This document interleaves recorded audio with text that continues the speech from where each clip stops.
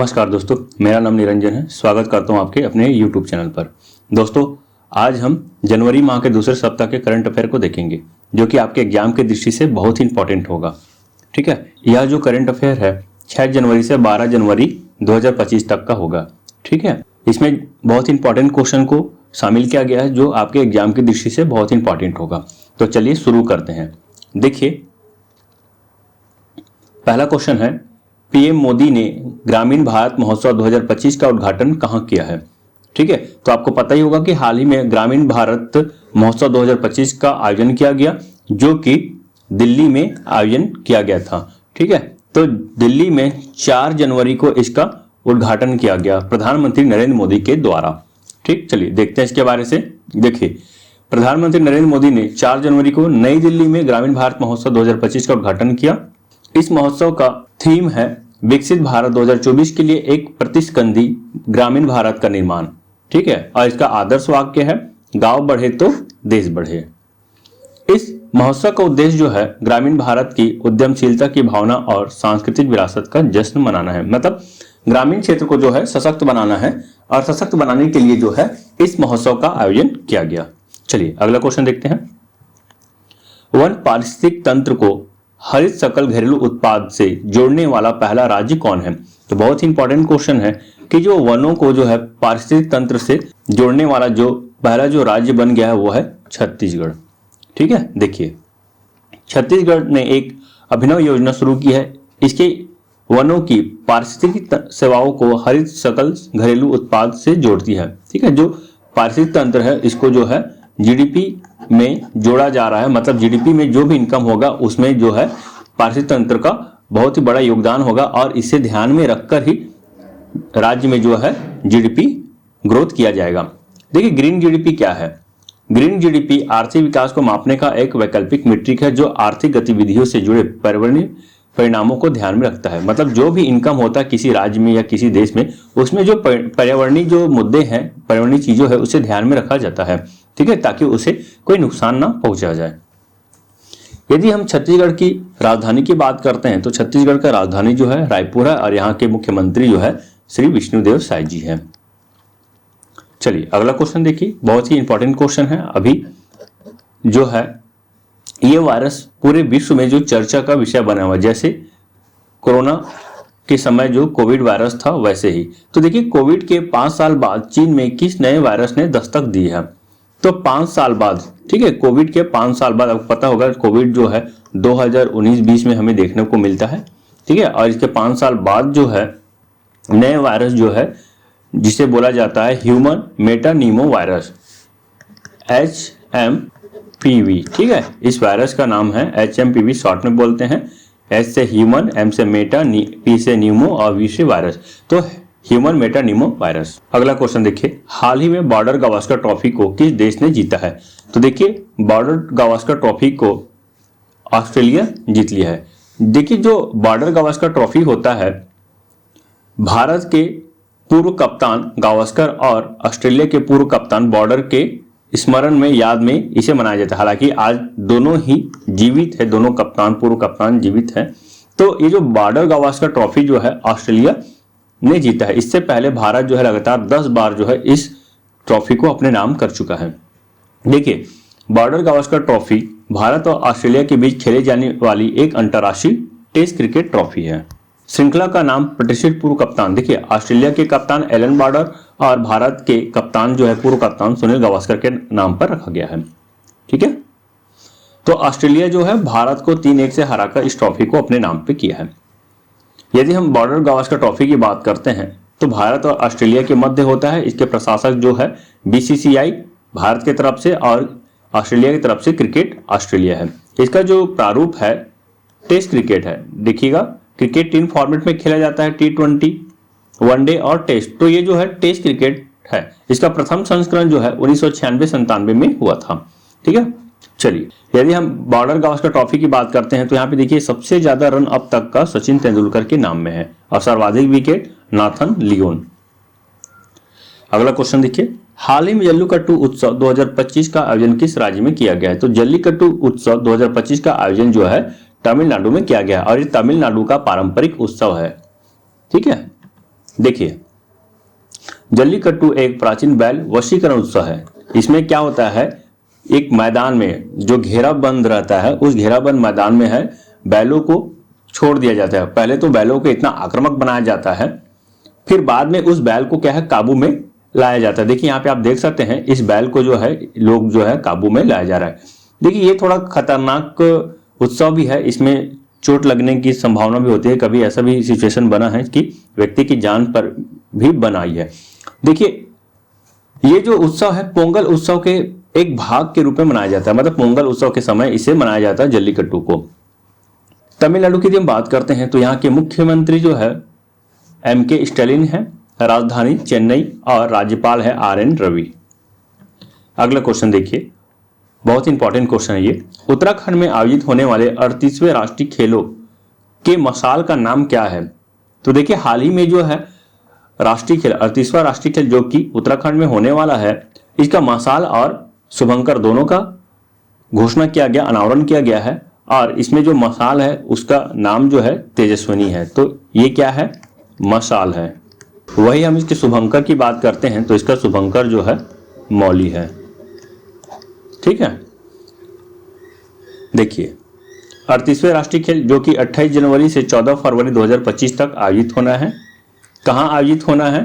तो ये जो है राजीव गांधी अंतर्राष्ट्रीय स्टेडियम में होना है। ठीक है, कहाँ? तो देहरादून। देहरादून कहाँ पड़ता है? तो उत्तराखंड में पड़ता है।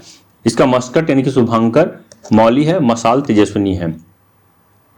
ठीक है, देखिए ये जो 38वें राष्ट्रीय खेल की मेजबानी जो है पहली बार उत्तराखंड राज्य को मिला है।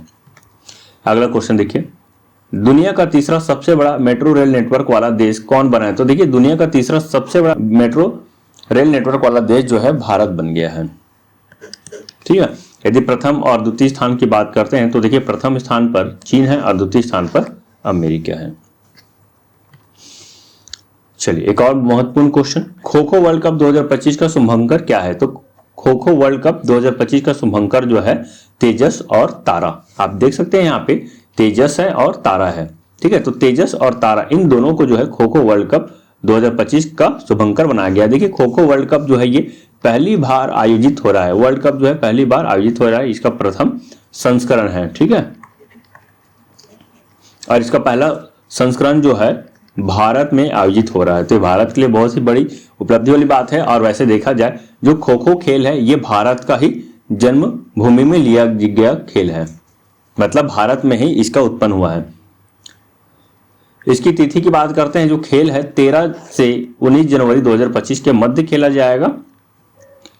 Kho kho federation of India, ठीक है, इसके आयोजनकर्ता जो है यहाँ भारत में kho kho federation of India है।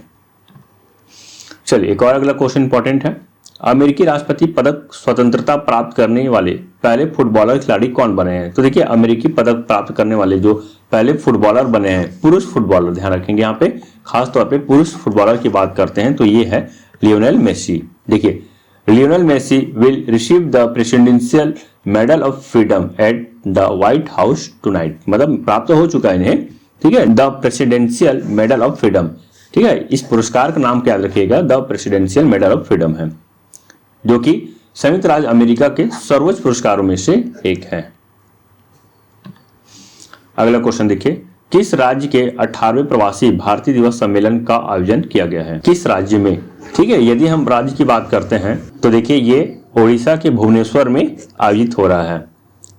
18वें क्रम के प्रवासी दिवस है। देखिए प्रवासी दिवस जो है महात्मा गांधी जी का भारत आगमन पर, इससे पहले जो है महात्मा गांधी दक्षिण अफ्रीका पे थे, वहां वो काम करते थे, अपने कार्य को लेकर दक्षिण अफ्रीका गए थे और दक्षिण अफ्रीका से जब भारत वापस लौटे तो उस दिन को याद करने के लिए जो है प्रतिवर्ष प्रवासी भारतीय दिवस मनाया जा रहा है। और यह जो प्रवासी भारतीय दिवस है प्रतिवर्ष 9 जनवरी को मनाया जाता है। देखिए 18वें प्रवासी भारतीय दिवस का सम्मेलन जो है 8 से 10 जनवरी तक भुवनेश्वर में किया गया है। इसके मुख्य अतिथि थे त्रिनाद और टोबैगो के राष्ट्रपति क्रिस्टिन कार्ला कंगालू। इसका विषय जो है इस बार का जो थीम था, विकसित भारत में प्रवासी भारतीयों का योगदान।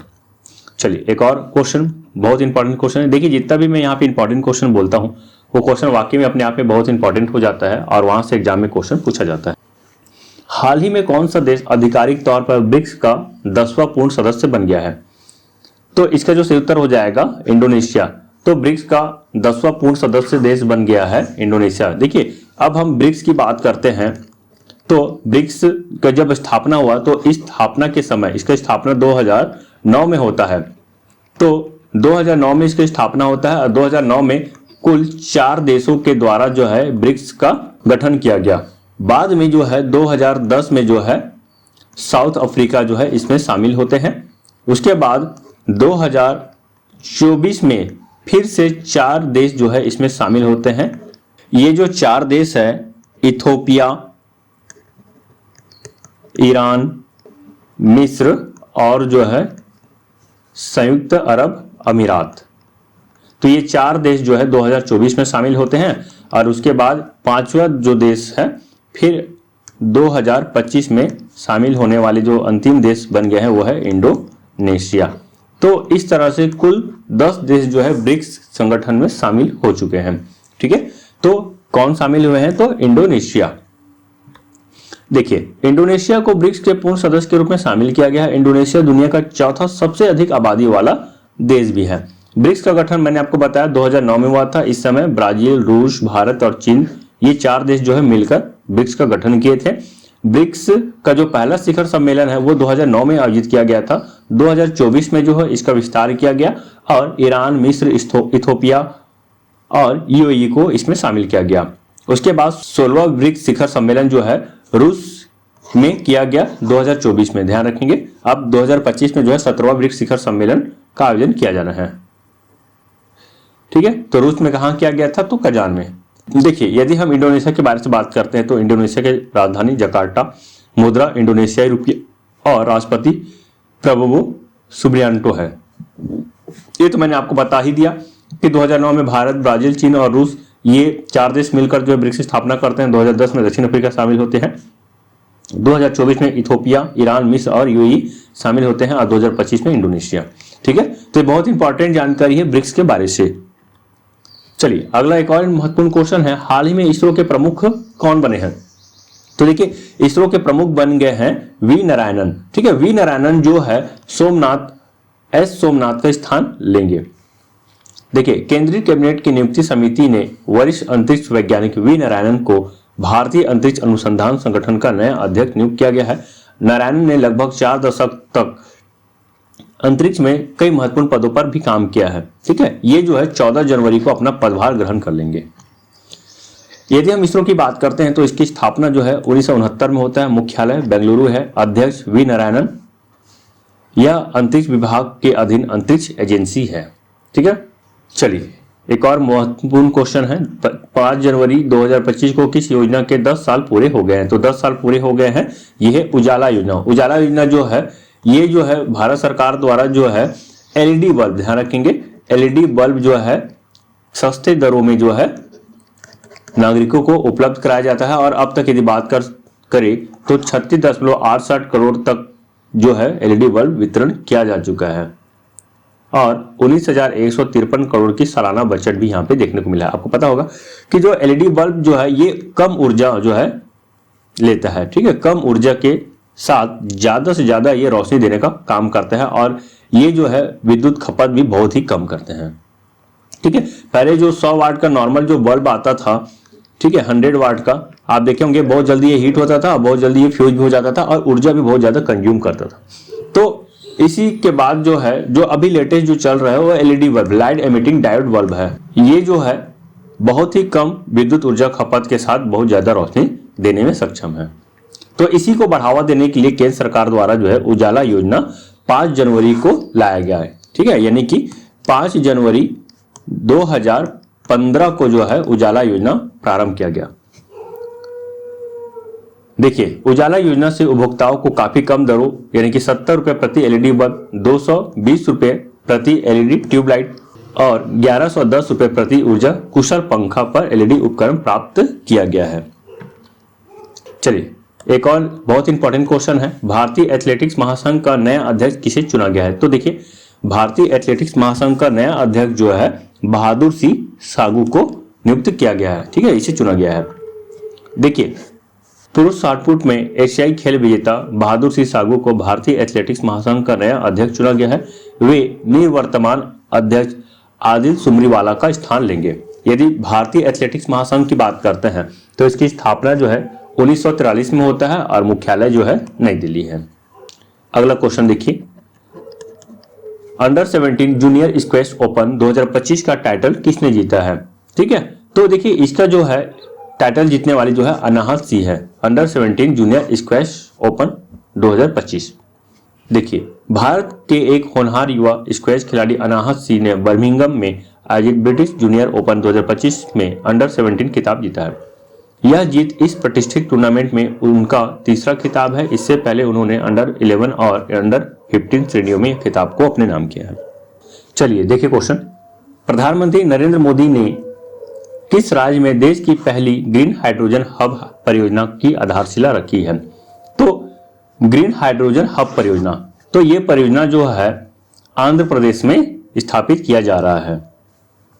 अगला क्वेश्चन देखिए, भारत में हर वर्ष प्रवासी भारतीय दिवस कब मनाया जाता है? तो भारत में हर वर्ष जो है 9 जनवरी को प्रवासी भारतीय दिवस मनाया जाता है। देखिए अगला क्वेश्चन, हाल ही में विश्व हिंदी दिवस 2025 कब मनाया गया? तो देखिए जो विश्व हिंदी दिवस जो है ये प्रति वर्ष 10 जनवरी को मनाया जाता है।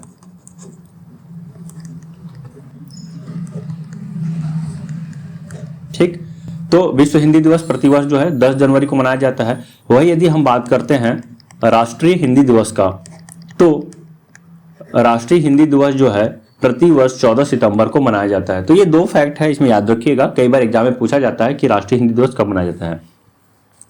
तो राष्ट्रीय हिंदी दिवस 14 सितंबर को और विश्व हिंदी दिवस जो है 10 जनवरी को मनाया जाता है। अगला क्वेश्चन देखिए, एसबीआई ने शुरू की हर घर लखपति स्कीम में हर महीने कितने रुपए जमा करना होता है? तो देखिए हर घर लखपति स्कीम, जो हर घर लखपति स्कीम जो है इसे स्टेट बैंक ऑफ इंडिया के द्वारा लागू किया गया, इस योजना को लाया गया है। और इस योजना के तहत जो है 3 साल से 10 साल तक आप रिकॉर्डिंग डिपॉजिट कर सकते हैं, मतलब निवेश कर सकते हैं। ठीक है, और इस निवेश के तहत आपको जो है लाख रुपया मतलब लखपति आपको बना दिया जाएगा, मतलब आप लखपति बन जाएंगे, सीधी सी बात है। ठीक है ना, तो यदि आप 10 वर्ष तक का आप निवेश करते हैं तो इसके लिए आपको 591 रुपये जमा करना होगा। तो हर महीना कितने? तो 591 रुपये। ये जो है 2500 से 591। यदि आप 3 साल के लिए करते हैं तो 2500 रुपये देना पड़ेगा, और वही आप जो है 10 साल के लिए निवेश करते हैं तो 591 रुपये आपको जमा करना पड़ेगा। ठीक है, देखिए भारतीय स्टेट बैंक यानी एसबीआई ने एक नई रिकॉर्डिंग डिपॉजिट स्कीम शुरू की है जिसे नाम दिया गया है हर घर लखपति। ठीक है, इसमें जो छोटी छोटी रकम जो है हम जो गुल्लक पे जमा करते हैं इसके तहत हम अपने अकाउंट में जमा कर सकते हैं। इसमें 1 लाख रुपया या उससे अधिक जमा कर सकते हैं हम। ठीक है, इसमें जो है ब्याज दर जो है 6.75% सामान्य नागरिकों के लिए और सीनियर जो सिटीजन उसके लिए 7.25 रुपये है। ठीक है, इसका जो मैच्योरिटी पीरियड मैंने आपको बताया 3 साल से 10 साल तक का रहेगा। देखिए इसमें यदि आप 3 साल तक के लिए कर रहे हैं तो 6.75% देंगे, और वही 10 साल तक के लिए करते हैं तो 6.50% देंगे, और वही वरिष्ठ नागरिक है तो 7.25 रुपये, और 10 साल के लिए 7% है। तो ये इंपॉर्टेंट है। देखिए यदि आप 3 साल के लिए निवेश कर रहे हैं तो आपको 2500 रुपये प्रति महीना देना पड़ेगा, और यदि आप 10 साल के लिए करते हैं तो 591 रुपये जो है आपको प्रतिवर्ष जमा करना पड़ेगा। तो ये इसका स्कीम है।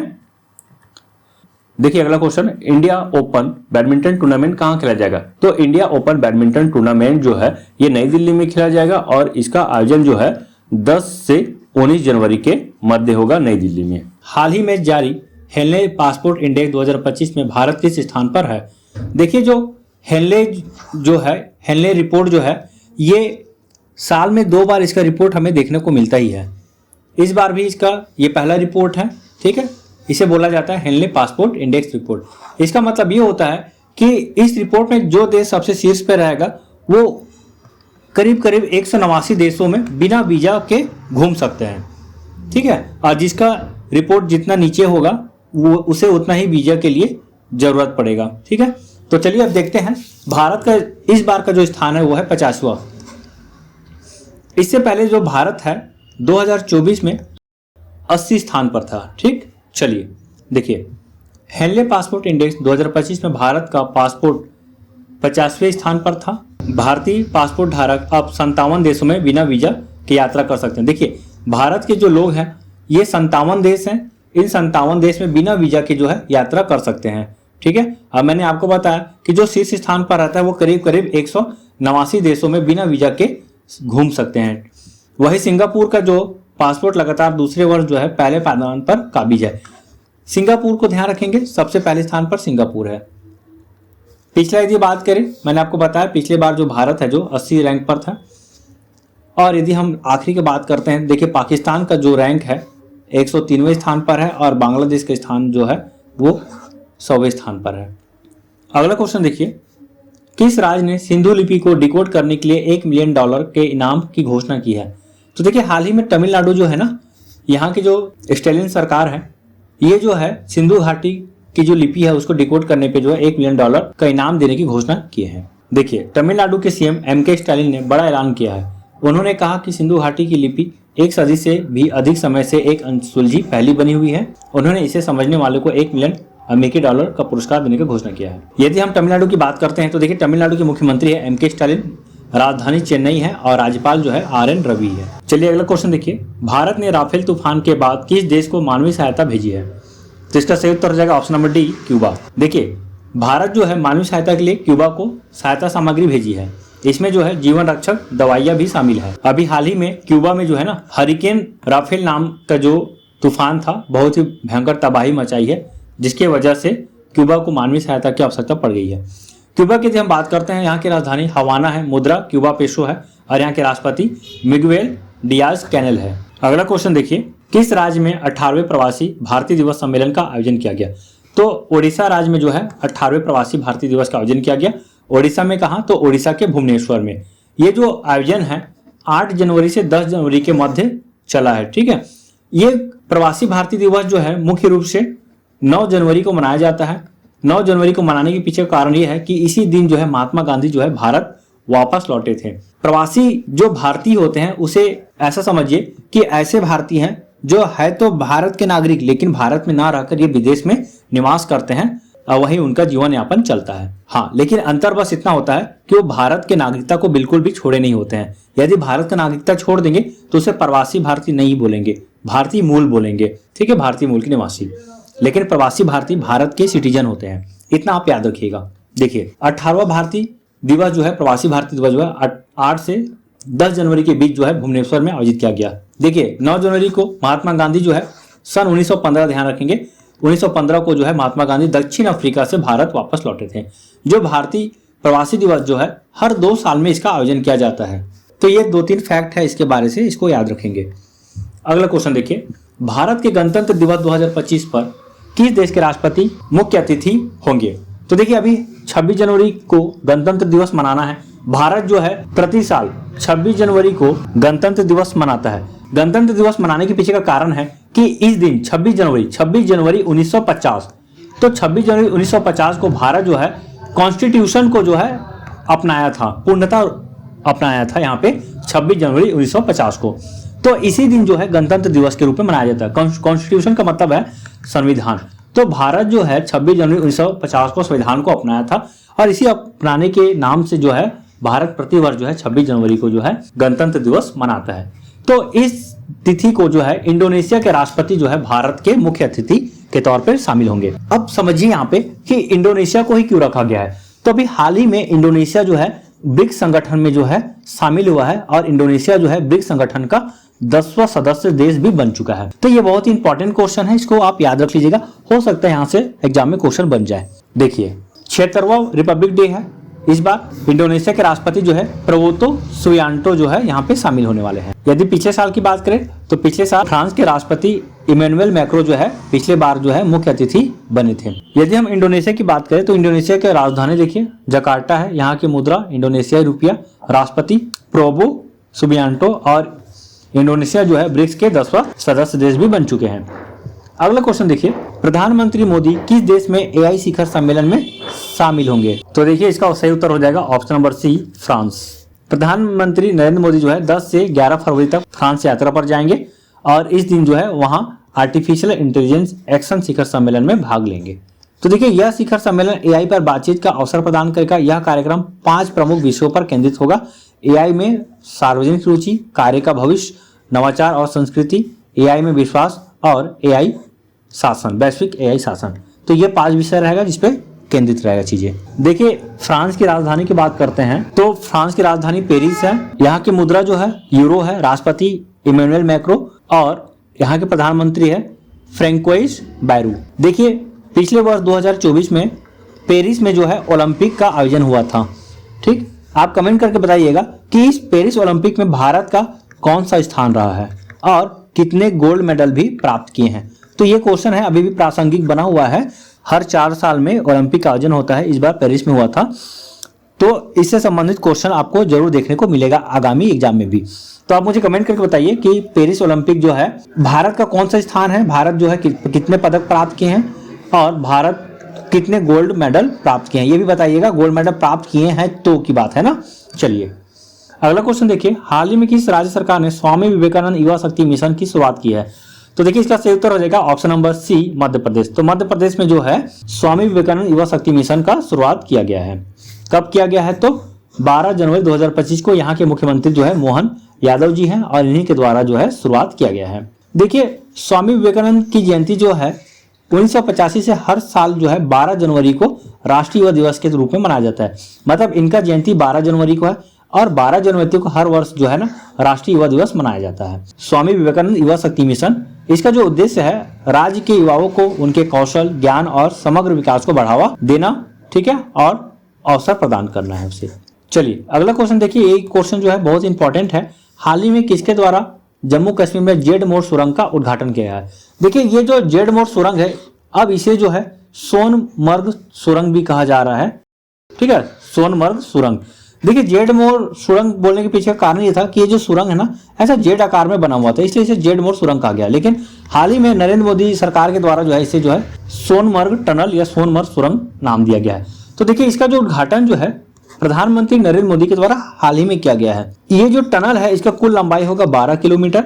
इसमें जो है 2700 करोड़ रुपए का खर्च आया है। इसका उद्घाटन जो है प्रधानमंत्री नरेंद्र मोदी के द्वारा 13 जनवरी 2025 को किया गया है। ये जो है कश्मीर के गंदेरबल जिले के सोनमर्ग इलाके के गगनगिर में सोनमर्ग सुरंग परियोजना का उद्घाटन किया है। ठीक है, देखिए ये जो सुरंग है इसमें 6.4 किलोमीटर का जो है लंबी सोनमर्ग मुख्य सुरंग है, एक निकासी सुरंग और अप्रोच रोड शामिल है। मतलब पूरा बात करते हैं लंबाई का तो 12 किलोमीटर, लेकिन मुख्य जो अप्रोच रोड है वो 6.4 किलोमीटर का है। और यह जो सुरंग है समुद्र तल से 8,650 फीट ऊंचाई पर है। यह जो परियोजना है लेह के रास्ते में श्रीनगर और सोनमर्ग के बीच हर मौसम में कनेक्टिविटी को बेहतर बनाएगा। आपको पता होगा कि ये जो एरिया होता है इधर जम्मू कश्मीर वाले एरिया में हम देखते हैं कई महीना जो है वहाँ रोड जो है ब्लॉक हो जाता है, जिसके वजह से यातायात प्रभावित होता है और आना जाना भी वहाँ पे रुक सा जाता है। तो इन सब चीज़ों को ध्यान में रखते हुए हर मौसम कनेक्टिविटी प्रदान हो, ये सब चीज़ को ध्यान रखते हुए जो है इस टनल का निर्माण किया गया है ना। चलिए अगला क्वेश्चन देखिए, भारत में आयोजित पहले खो खो विश्व कप की शुरुआत कहाँ हुई है। तो भारत में जो है देखिए ये जो खो खो विश्व कप है ये इसका पहला संस्करण है। विश्व कप की बात कर रहे हैं तो पहला संस्करण है और भारत में दिल्ली में आयोजित हो रहा है। देखिए कुछ इंपॉर्टेंट चीजें हैं, याद रखिएगा। पहला संस्करण है जो कि दिल्ली के इंदिरा गांधी इंडोर स्टेडियम में हो रहा है। देखिए जो खो खो खेल है ये इंडोर खेल है। खेल 2 प्रकार का होता है, एक आउटडोर खेल और दूसरा जो होता है इंडोर खेल। इंडोर खेल ऐसा खेल होता है जो कमरे के अंदर खेल सकते हैं, लेकिन आउटडोर खेल होता है ऐसा जो कि कमरे के बाहर खेला जाता है, जैसे कि क्रिकेट, फुटबॉल। देखिए इसका जो है 13 से 19 जनवरी तक इसका आयोजन किया जाएगा।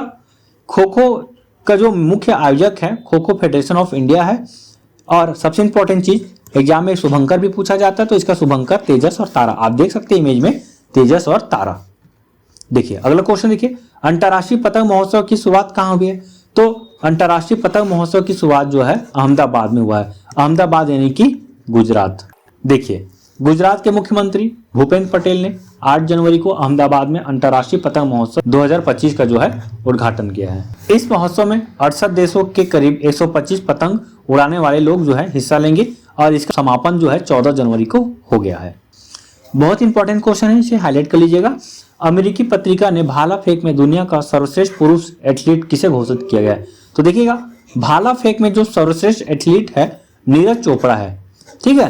तो नीरज चोपड़ा इसका सही उत्तर हो जाएगा। देखिए, नीरज चोपड़ा जो है 2024 का पेरिस ओलंपिक है, इस पेरिस ओलंपिक में रजत पदक जीते हैं और वही पाकिस्तान के अरशद नदीम जो है स्वर्ण पदक अपने नाम किया है, ठीक है। तो ये भी बहुत इंपॉर्टेंट है। इससे पहले जो नीरज चोपड़ा जो है ओलंपिक में जो है गोल्ड मेडल प्राप्त किए थे, एकलौता खिलाड़ी थे जिन्होंने गोल्ड मेडल प्राप्त किए थे। और 2024 के जो पेरिस ओलंपिक है उसमें जो है एक भारतीय पहलवान जो है डिस्क्वालीफाई हो गई थी, उस भारतीय पहलवान का नाम जो है आपको बताना है, ठीक है। और किस कारण से डिस्क्वालीफाई हो गई ये भी आपको कमेंट में बताना है। तो देखिए, नीरज चोपड़ा जो है सर्वश्रेष्ठ भाला फेंक खिलाड़ी के तौर पे चयन किया गया है। इसे जो है अमेरिकी पत्रिका ट्रैक एंड फील्ड न्यूज ने 2024 का सर्वश्रेष्ठ भाला फेंक खिलाड़ी नामित किया है। चलिए अगला क्वेश्चन देखिए। पीएम मोदी ने मुंबई के नौसेना डॉकयार्ड में 2 युद्धपोतों और एक पनडुब्बी का जलावतरण किया है, इसमें कौन शामिल नहीं है? तो देखिए, आप देख सकते हैं इमेज में, तो 3 जो है पनडुब्बी का अनावरण किया गया है, जिसमें INS वागीर, INS सूरत, INS नीलगिरी। तो ये तीनों के तीनों शामिल है। INS सिंधुवीर है, ये शामिल नहीं है। तो इसका सही उत्तर हो जाएगा ऑप्शन नंबर ए। देखिए, प्रधानमंत्री नरेंद्र मोदी ने 15 जनवरी 2025 को Mazagon Dock Shipyard Limited Mumbai Maharashtra में 3 फ्रंटलाइन नौसेना युद्धपोतों का क्या किया है? लोकार्पण किया है। कौन कौन है? तो INS सूरत, INS नीलगिरी और INS वागसीर। इससे क्या होगा? तो भारत की समुद्री सुरक्षा जो है मजबूत होगा। तो ये बहुत ही जरूरी भी है। भारत का यदि हम सामरिक रूप से देखते हैं तो भारत का जो जल मार्ग है उसको सुरक्षा प्रदान करने में ये जो है बहुत ही महत्वपूर्ण भूमिका निभाएगा। तो दोस्तों, वीडियो यहीं तक था। वीडियो आपको कैसा लगा कमेंट करके जरूर बताइएगा। वीडियो यदि पसंद आया तो वीडियो को जरूर लाइक कीजिए और अपने दोस्तों से शेयर करना बिल्कुल मत भूलिएगा। तो मिलते हैं एक नई वीडियो के साथ, तब तक के लिए बाय बाय। मस्त रहिए, मस्त पढ़िए। धन्यवाद।